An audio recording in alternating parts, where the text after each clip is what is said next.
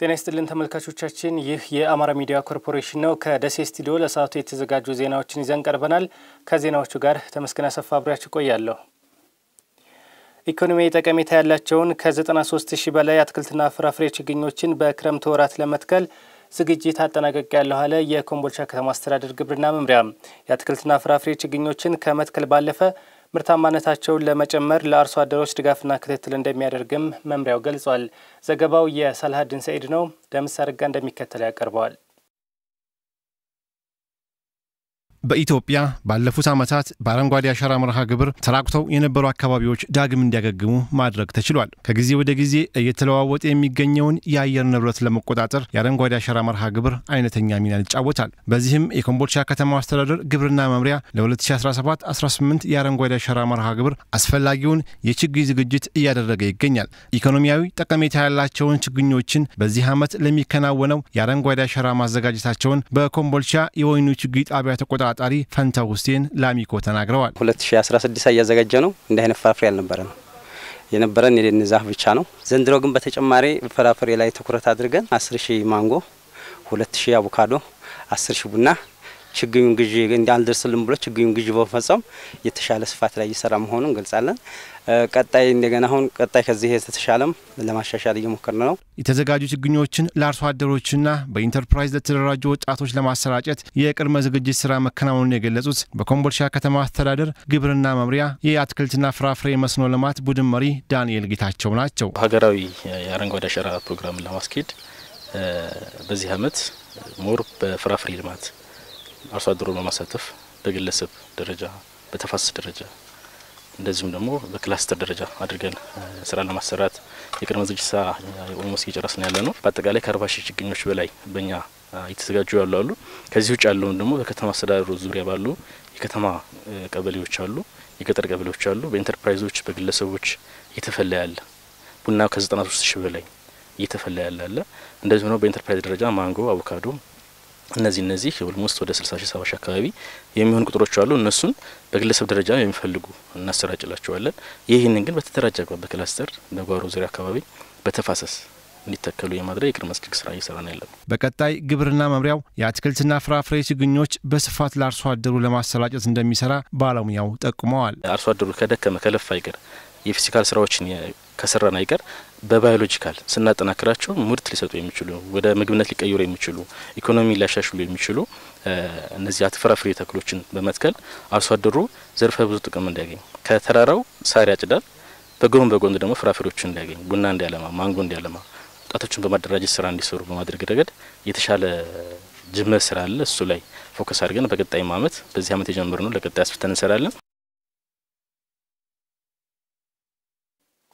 የክትባት ተደራሽነት ችግርን ለመቅረፍ ከአጋር አካላት ጋር እየሰራ መሆኑን የአማራ ክልል ጤና ቢሮ አስታወቀ። ቢሮው ከዩኒሴፍ ጋር በመተባበር የህፃናት ክትባትን የሚያደርሱና የሚያስተባብሩ ወጣቶችን አሰልጥኖ የሞተር ብስክሌት አስረክቧል። አንተነህ ጸጋዬ ተጨማሪ ዘገባ አለው። በአማራ ክልል በትራንስፖርት ተደራሽነት ችግር በሰላም እጦቱና በሌሎችም ችግሮች የተነሳ የክትባት አገልግሎት ያላገኙ በርካታ ህፃናት እንዳሉ ከክልሉ ጤና ቢሮ የተገኘው መረጃ ያመለክታል። የክልሉ ጤና ቢሮ ከዩኒሴፍ ጋር በመተባበር የክትባት ተደራሽነትን ለማስፋት የህፃናት ክትባትን የሚያደርሱና የሚያስተባብሩ ወጣቶችን አሰልጥኖ በማስመረቅ የሞተር ብስክሌት ርክክብ አካሂዷል።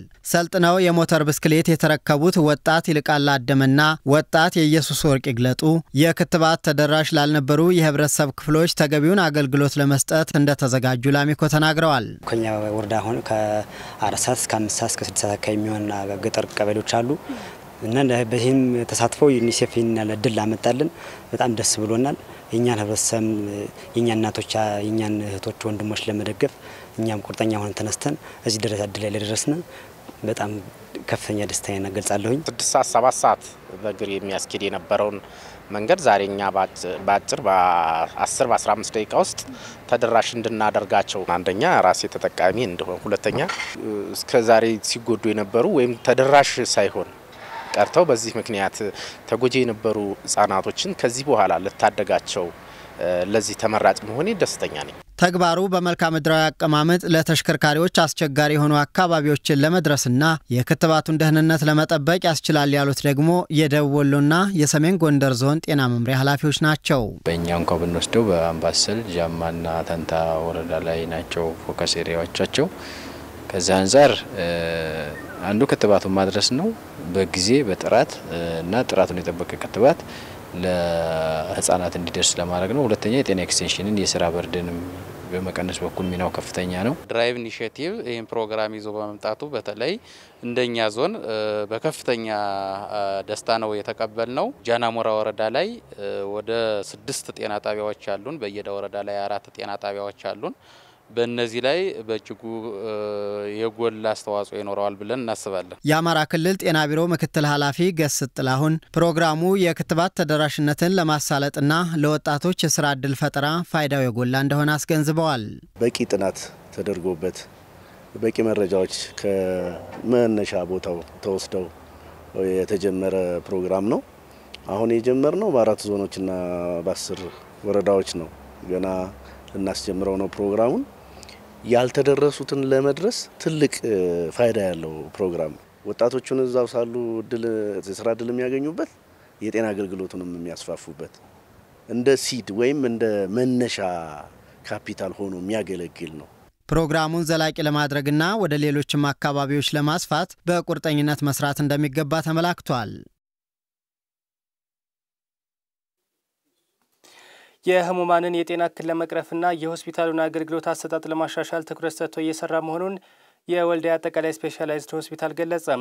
ወልዲያ ዩኒቨርሲቲ ከወልዲያ ደም ባንክና ከወልዲያ አጠቃላይ ስፔሻላይዝድ ሆስፒታል ጋር በመቀናጀት በማህበረሰብ አቀፍ አገልግሎት የቀዶ ጥገና ህክምና ዘመቻ እያካሄደ ነው። ካሳሁን ኃይለ ሚካኤል ተጨማሪ ዘገባ አለው። ወልዲያ ዩኒቨርሲቲ በማህበረሰብ አቀፍ አገልግሎት የቀዶ ጥገና ህክምና እየሰጠ ነው። ህክምናው ከወልዲያ ደም ባንክና ከወልዲያ አጠቃላይ ስፔሻላይዝድ ሆስፒታል ጋር በጥምረት እየተሰጠ ሲሆን የህሙማንን እንግልትና የሆስፒታሉን የስራ ጫና በማቅለል ረገድ ጉልህ ሚና እንዳለውም ሆስፒታሉ አስታውቋል። በቀጠሩ ሲጉላሉ ኖረው በዘመቻው ፈውስ ማግኘታቸውን ታካሚዎቹ ነግረውናል። ጎይተር ነበር ያማኝ ማጥቼ ታየውኝና ተሰረለሽ ምናምን አሉ። ከዛ ቀጠሮ ተያዘልኝ። ሲደወልልሽ ትመጫለሽ አሉ።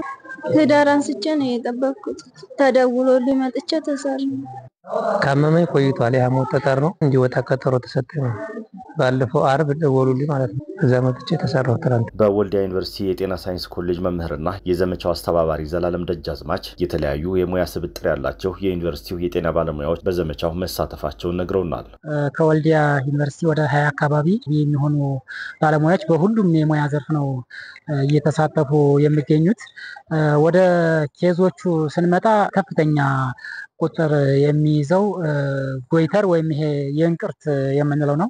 ይሄኛው በሽታ ደግሞ በባህሪው በጣም ቶክሲክ የሆነና የሰዎችን ህይወት አደጋ ላይ ሊጥል የሚችል እንዲሁም ደግሞ ለሕክምናና ለላቦራቶሪ በየጊዜው የሚያወጡት ወጪ ከኛ ማህበረሰብ የኢኮኖሚ አቅም ጋር ሲነጻጸር በጣም ከፍተኛ የሆነ ነበር የሚሆነው። ሌላው ሁለተኛው በኖርማል ሽንታቸውን መሽናት የማይችሉ በቱቦ እየወጣላቸው የሚጠብቁና እንዲሁም የኩላሊት ጠጠርና መሰል የተለያዩ በሽታዎች ናቸው። የወልዲያ አጠቃላይ ስፔሻላይዝድ ሆስፒታል ስራ አስኪያጅ ፍስሐ የኋላው ዘመቻው የህሙማንን እንግልትና የሆስፒታሉን ጫና ያስቀራል ነው ያሉት።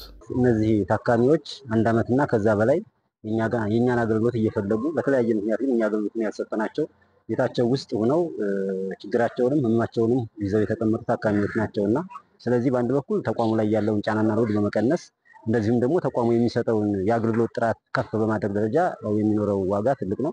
በሌላ በኩል ደግሞ የታካሚዎቻችን የሞት ምጣኔ ወይም ደግሞ የህመም ደረጃ በመቀነስና በህክምና ክትትል የሚያወጡትን ወጪን በመቀነስ ደረጃ የሚሰጠው አስተዋጽኦ በጣም ከፍተኛ ስለሆነ በዛም ደረጃ ከዩኒቨርሲቲው ጋር ተነጋግረን ፕራዮሪታይዝ አድርገን በዋነኝነት ችግራችን ይሄ ስለሆነ ይሄን ብንቀንሰውና ይሄንን ብታግዙልን የማህበረሰቡንም የተቋሙንም ችግር መፍታት ይቻላል በሚል ስለሆነ እየሰራን ያለው ዘመቻው ከዚህ አንፃር ሲታይ ያድንተው ከፍተኛ ነው ማለት። የወልዲያ ዩኒቨርሲቲ ቴክኖሎጂ ሽግግርና የማህበረሰብ አቀፍ አገልግሎት ዳይሬክተር ዶክተር አማረ ቢሆን ዘመቻውን ወደ ሌሎች አካባቢዎች የማስፋት እቅድ እንዳለ ነግረውናል። ያሰብነው 216 አካባቢ ወረፋ የሚጠብቁ ሰዎች አሉ።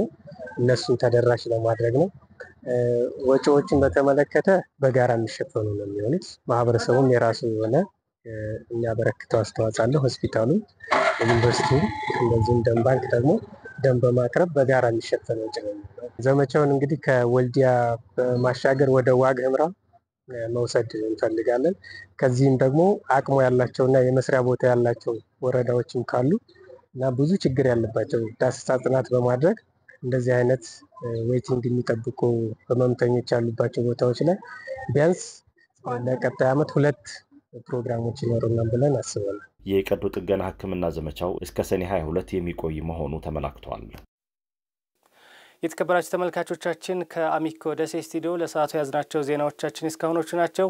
ከዜናዎቹ ጋር ተመስገን አሰፋ አብሬያችሁ ቆይታ አደረግኩኝ። በያላችሁበት መልካም ጊዜ